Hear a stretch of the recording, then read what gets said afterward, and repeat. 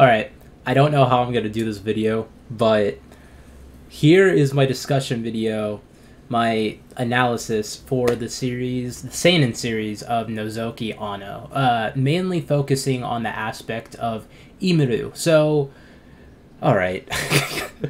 So this was a video requested by two people in my Discord server, Riz and Kinga Els, and yeah, so Nozoki Ano. Definitely a series I would suggest reading. Even though it has a very interesting plot,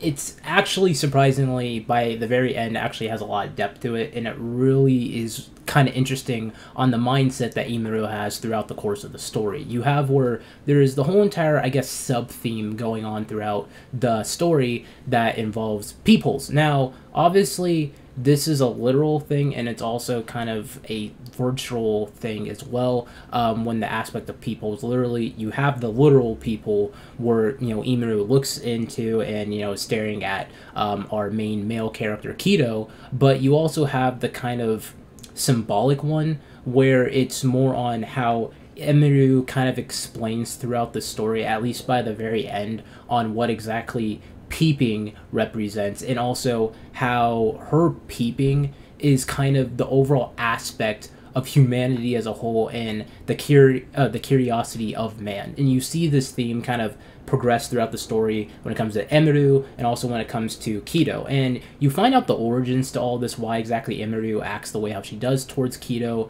why it seems like that she torments him when it's just kind of in reality her trying to see Kido's true self and kind of reaffirm her feelings, you know, throughout the story constantly, even though she does kind of hint at it, but doesn't necessarily admit it until the very end that she actually does love him. And it's, in a lot of ways, it's sad, and it's also, like, really entertaining at the same time, because you get to see this different aspect to Emiru and the way how she portrays herself throughout throughout the story in front of multiple different people. You have where, like, around Kido's friends and her friends, she kind of, like, puts on this persona, like, she's innocent, and she's this very, you know, this very good girl, kind of like the way how she used to be, before the whole entire stuff that happened within her personal life with her family and her brother, which, mind you, in this video, I'm not going to go super heavy into spoilers because I do want people who haven't read the story to kind of check it out, but this video will contain light spoilers for things that do end up happening throughout the course of the story that weren't pseudo-obvious, I guess. So, back to what I was saying. The way how she presents herself in front of, like, you know, all of Kido's friends and stuff, it's kind of like this really innocent demeanor, and then immediately around Kido, she becomes very lewd and kind of presents herself in this really annoying way that he finds her as, like, this, you know, this wrench that constantly harasses him and annoys him throughout the course of the story. And then later on, she kind of shows her true self to him, where it's kind of a mixture of all of her different personalities and the fact that, like, yeah, I actually do have genuine feelings for you. I am a pretty broken person, and despite me loving you and having all this, you know, affection towards you, I know that if I'm with you, you're not going to be happy. So she's constantly pushing herself away from him, trying to watch him from afar, and that's where the whole entire peeping aspect of the story kind of comes into play. And it's just very interesting to see how it develops throughout the story, because you see Kido kind of, you know, deal with the aspect of Emiru, the fact that she's a voyeur, the fact that she's an exhibitionist, and the fact that she's extremely witty and intelligent. All of these different things, her overall nature kind of gets pushed onto him, and slowly throughout the story, you kind of see how there's almost like a triangle between the characters of Emiru's brother, her older brother, adoptive brother, or step brother, not adoptive, you know, herself, and then also Kido, and the fact that they're all very similar to one another, where, like, Emiru's brother was a certain way. Emiru progressively, actually in the beginning of her flashback, originally was very similar to Kido, and then you have where she starts progressing to be very similar to her brother, and Kido starts off the way how he was and starts progressing to become like Emiru. And it's kind of like this triangle type thing where it's like, okay, you start from this point and you eventually become this, and then further down you're going to become this, and it's just very weird. It's very weird in that aspect. So, yeah. Now, the whole entire peeping aspect, going back to that, the fact that it's very similar to the whole entire constant aspect that I was saying about like humanity as a race is just very curious. If you kind of look at people as a whole, like from a general standpoint, not everyone, but from a general standpoint, we are very curious. We have things that we want to know about. The fact that we cannot know them makes us more intrigued and we want to see them. Even like sometimes, I'm not sure if you guys are like this, but I myself, for example, if when I was like a kid and we would watch like a movie, and like if I would watch a movie with my parents, it would happen to be like, you know, PG-13 or like R-rated or something. My parents would be like, oh yeah, don't look at this because it would be like a sex scene or like a really like brutal scene. But because they told me not to look at it, I want to look at it more. And I'm pretty sure people are like that in general when it comes to other things. If it's like, oh, don't look, this is really gross, it would be like, oh, I'm curious, what is it? Like, why is it so gross? Would it actually be gross to me, or is it just gross to them? And then you actually want to see it. So it's kind of like the peeping aspect is like, even though Kido throughout the story knew what was on the other side of the hole, what he would see, he would say like, oh yeah, you know, like if I look, I'll just be playing into her game. I'm not gonna do that. I'm just gonna ignore her. But he would always find himself eventually peeking because he was curious what he would see on the other side, and he definitely saw something. He definitely saw something. So yeah.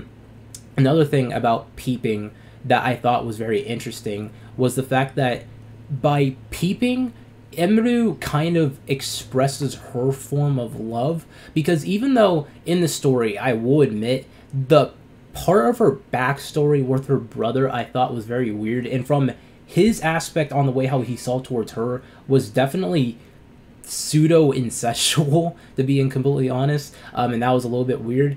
From the aspect of Emiru and the way how she perceives him is very different, because you see that even before the, like, when she has her first peep, when she like walks in on her brother doing it with his girlfriend, fiance at the time, she was more infatuated, not necessarily with him, but more on the aspect of what exactly intercourse truly is. I don't want to get this video flagged, but I have to say that the way how intercourse actually is. And then she's kind of more infatuated with the fact that, like, oh yeah, during intercourse people actually show their true faces, and from a literal and a figurative standpoint, where like it's kind of their true selves. They're not hiding anything from one another. They're not putting up this facade and acting a certain way, like how she ended up once she found out her brother's secret. She was kind of like, oh, you know, in front of him, even though I know what exactly he's doing and the fact that he's spying on me, let me put up this facade where I am still like the pure, loving little girl that he has always thought me of. The fact that he's always saw me as this innocent person and I'm not corrupted in any type of way, let me put up that facade. And you even have where Emiru constantly puts up a facade similar to that with around different people, where around Kido, initially she acts very lewd, and the fact that around his friends, she acts like this innocent person who doesn't do anything wrong.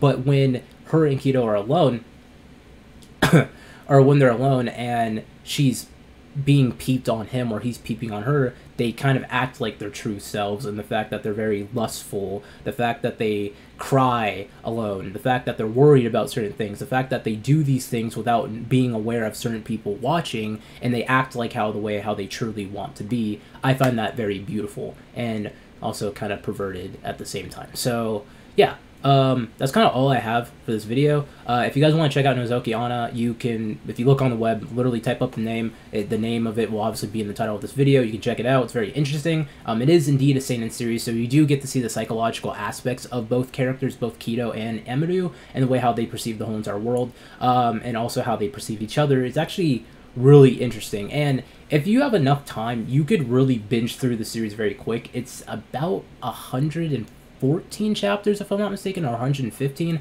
I was able to finish it within 2 days, and when I was on Discord, me or a couple of my friends were reading it, and they finished it within an entire night. So it's a pretty quick read. So anyways, thank you for watching. Oh yeah, don't check out the series unless if you're mature enough. That's all I'm gonna say. So yeah, anyways, thanks for watching. Remember to comment, subscribe as always, guys. I love you all. Jalen Hawk signing out. See you guys.